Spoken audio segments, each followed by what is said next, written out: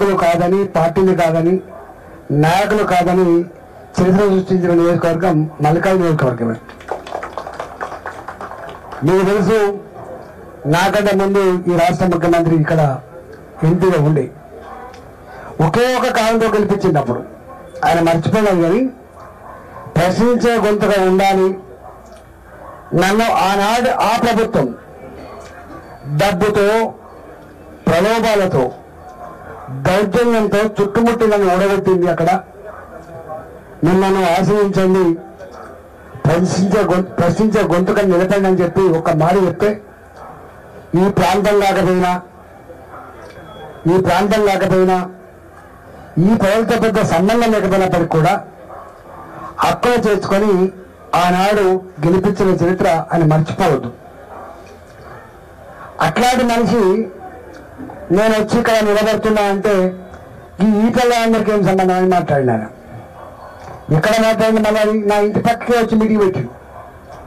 నేను గదే శామరిపేట మేడ్చల్ మధ్యలో ఉంటా, నా ఇల్లు.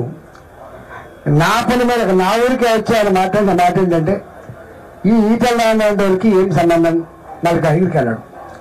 నేను 34 ఏళ్ళు అవుతుంది కావచ్చు. ఒక్కోసారి మాట్లాడుతుంది, నా తెలంగాణ సామెత ఉంటుంది, రొట్టెలేని పని కంటే రొట్టె ముక్కలేని పని ఎక్కువ మంచిగా ఉంటుందని. ఇలా నాలాంటి వాడు బతకనే రావచ్చు కాక కానీ ఒక్క విషయం మర్చిపోయాడు, నా మల్కాజ్గిరి అంతా కూడా బతకచ్చు చేసుకోరు కానీ విషయం మర్చిపోయినా. నేనొక్కనే వాళ్ళు బతకొచ్చింది. Hyderabad, the beauty of Hyderabad, ఈ మట్టి, ఈ ప్రజలు, ఎవరు ఇక్కడ వ్యాపారం కోసం వచ్చినా, ఎవరు ఇక్కడ ఉపాధి కోసం వచ్చినా, even not only from Telangana reasons, all over India, దీన్ని మినీ భారత్ అంటారు. ఎవరు వచ్చినా కూడా ప్రేమను పంచి వాళ్ళకు మద్దతు ఇచ్చి వాళ్ళ ఆదుకునే నేచర్ ఉన్న గడ్డ మల్కాజ్గిరి మట్టి అనే విషయం మర్చిపోయినాను. ఆ పక్కకి ఒక ఆయన ఉంటాడు, మోహన్ రెడ్డి అని, మా బావ వరుస అవుతాడు.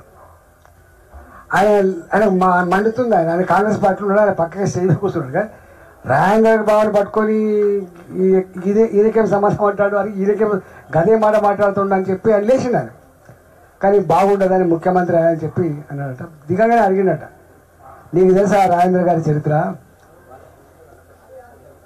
మనకు ఒక్కటే ఊర్లో ఉంటుంది కానీ 50 ఊర్లలో భూములు ఉన్నాయి, మీకు తెలుసా అని చెప్పాడట. 50 ఊర్లలో భూములు ఉంటాయి, 50 ఊర్లలో పోల్ట్రీ ఫార్మ్స్ ఉంటాయి, మీకు తెలుసా?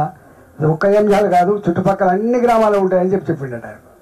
చెప్తే అట్లనా అంటే మాట మాట్లాడితే సప్పట్లు కొట్టడానికో, సంచలనాల కోసమో, ఆ పూటకు హెడ్లైన్స్ కోసం మాట్లాడితే చరిత్ర క్షమించదు. అందుకనే ఆయన ఎంత ఆక్రోశించినా, నేను చల్లార చూసినా, ఇక్కడ మా లచ్చిరెడ్డి గారు ఇప్పుడే పోయిన ఎల్బీనగర్లో ఎన్ని రెచ్చగొట్టానో రెచ్చగొట్టింది. మామూలు రెచ్చగొట్టు కాదు. ఇప్పుడు నా నోట్ల కానీ రావద్దు, ఎందుకంటే నేను పొత్తుల సర్దిని అందరి వాడిని కాబట్టి నేను ఎప్పుడు గంత సంకుచితంగా వివరించను. ఒక కులం పునాది మీద ఎవడు నాయకుడు కాజాలడు. సంకుచితమైన మనిషి లాంగ్ రన్లో రాజకీయ నాయకుడు ఉండజాలడు. వాజ్పేయి గారు ఒక మాట అంటాడు, చోటే మనసే కోయి బడా నహీ హో సక్తా, టూటే దిల్సే కోయి కడా నహీ హో సక్తా అంటాడు వాజ్పేయి. గంత చిన్నగా ఉండదు మనిషి అంటాడు. ఎదుగుతున్నా కొద్దీ ఒదిగి ఉండాలనేటువంటి పాట ఏదైతే ఉందో, నువ్వు ఎంత గొప్ప ఎదిగితే అంత ఒదిగి ఉంటే నేను సమాజం మెస్తుంది తప్ప అహంకారం అనేది నడవదు. అహంకారం మూర్తిభవించిన నాయకులు ఏమైపోయినో చరిత్రలో చాలా చూసిన మీరు.